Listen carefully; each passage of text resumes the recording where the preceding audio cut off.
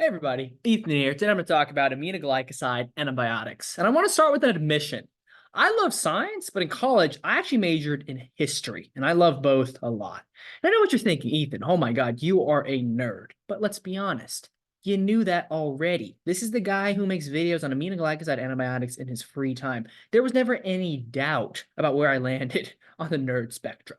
And it's this incredibly nerdy academic background that really got me interested in aminoglycosides and antibiotics more broadly this week, because in the history of medicine, it's really hard to say that there's been a more significant discovery.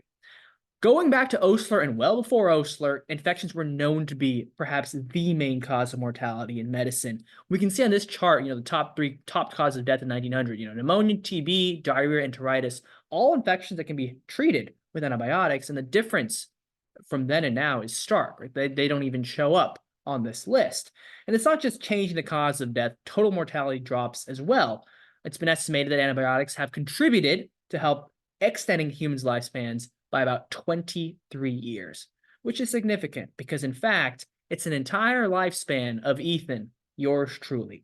Thanks, antibiotics. And I admit, I haven't been alive very long, nor have I achieved much outside of, studying and being a nerd in my 23 years. But just think, smarter, better people than me can do a lot with 23 years. And the impacts of these drugs, they cannot be understated.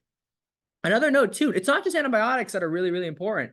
Aminoglycosides, which we're going to talk about today, which are a type of antibiotic, one of the first, streptomycin, were one of the first treatments for TB. So don't just think, oh, Ethan's trying to bait me talking about how important antibiotics are, but what he's actually talking about doesn't really matter. Yeah, aminoglycosides matter. So that's all of these off-topic stuff. Let's get back on topic. Let's talk about aminoglycosides. What am I going to talk about today? First, just a quick primer, facts, but then we're talking about mechanism of action, indications, and then toxicity. Let's get into it with the primer. What I want you to remember from this, if you remember nothing else, remember first, a lot of times they end in mycin, like streptomycin, but don't think this is a hard and fast rule. There's vancomycin. It's not an aminoglycoside, just a general thing that you can think about. They work by disrupting protein synthesis. They exhibit concentration-dependent killing. They mostly have gram-negative coverage, but some gram-positive coverage, especially with synergistic drugs, we'll talk about later. And they have ototoxicity and nephrotoxicity. So let's get into the mechanism now. And in a nutshell, they disrupt protein synthesis. Here is a picture of a ribosome. And the target of an aminoglycoside is the bacterial ribosome, specifically the 30S portion of the A site.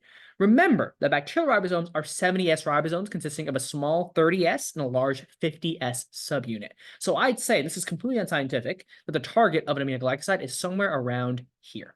So without further ado, let's introduce the guest of honor, an aminoglycoside. In this case, it's streptomycin.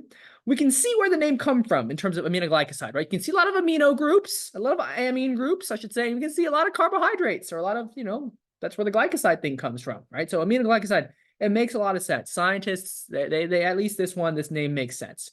And going back to organic chemistry, I was an organic chemistry TA after all, it sort of makes sense why this targets the rRNA. Because remember, rRNA is negatively charged. And looking at this structure, I see this is a structure that can get protonated. You have a lot of resonance here, and being able to protonate and accommodate positive charge and having this positively charged molecule, that means it's going to be attracted to that negatively charged rRNA. So here's a quick little animation to show you what kind of happens in the drug mechanism. You can think, bam.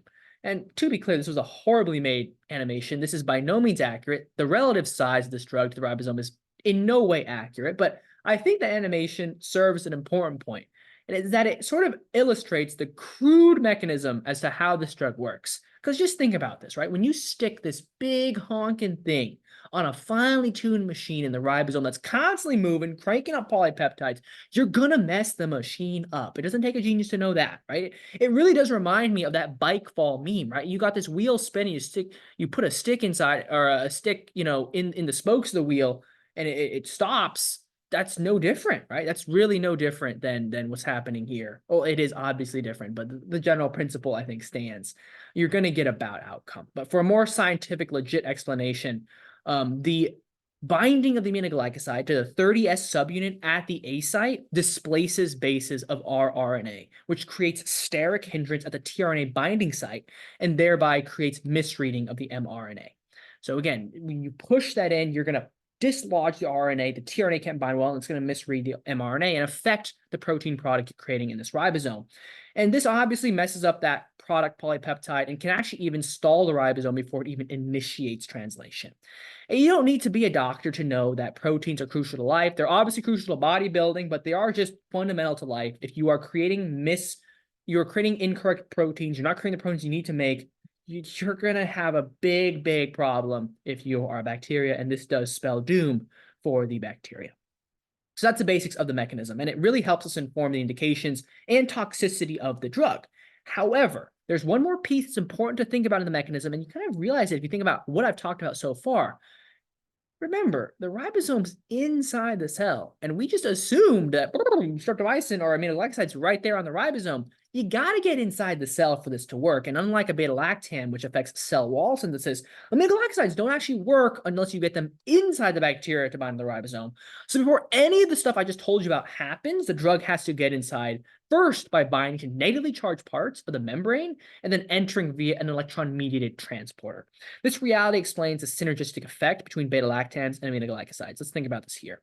If you co-administer a beta-lactam, you can punch a hole in a bacterial cell wall, which means that you don't have to wait around for aminoglycosides to go through electron-mediated transporter, bind to a negatively charged part of the membrane. You don't have to wait. The hole is already there. The aminoglycoside has a free path to enter the cell, thanks to the beta-lactam affecting that cell wall synthesis. So now indications.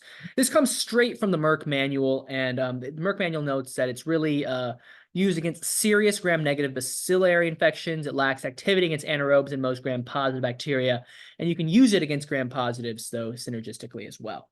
This makes sense given what we just talked about in the mechanism, because what does an aminoglycoside need to enter the cell? It needs those electron-mediated transporters, and anaerobes really lack the energy production necessary to run the electron transporters that move aminoglycosides into cells. On the other hand, gram-positive cells have this thick cell wall on the end, which again makes it a little more difficult for aminoglycosides to get in. They still can work, though. The limited effectiveness that aminoglycosides have against gram-positive bacteria depends on the existence of these negatively charged, I'm going to mispronounce this, teichoic and lipoteichoic acids, I think TEICHOIC, apologies, lipoteichoic acids that extend through the cell wall.